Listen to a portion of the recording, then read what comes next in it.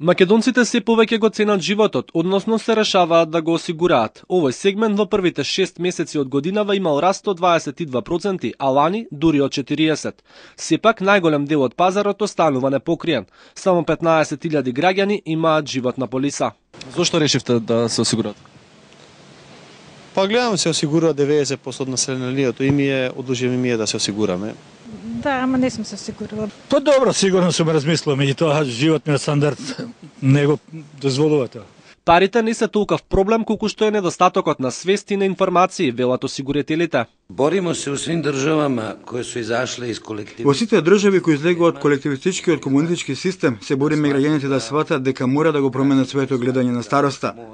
Животното осигурување има двојна предност – сигурност и штедење. Доколку настане некој од ризиците, полицата веднаш го покрива. Во спротивно, по определено време, собраните пари му се враќаат на осигуреникот како дополнителен месечен приход. Факт е дека нивото на така наречена осигурителна култура е на релативно ниско ниво, но со тек на време, како што повеќе расте бројот на субјекти кои што нудат продукти, се сигурно фактори кои што делуваат на развој на осигурувањето на живот.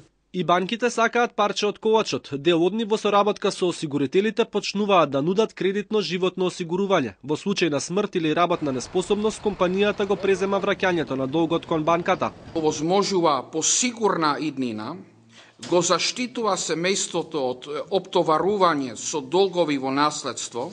За сега најмалку пари се вртат во животното осигурување, само 7,5% од вкупниот износ на премиите. Оние за имот достигнуваат до 18%, а најголем дел, над половина од пазарот, држи осигурувањето на автомобилите, речиси 50% за задолжителното и уште 10% за доброволното каско.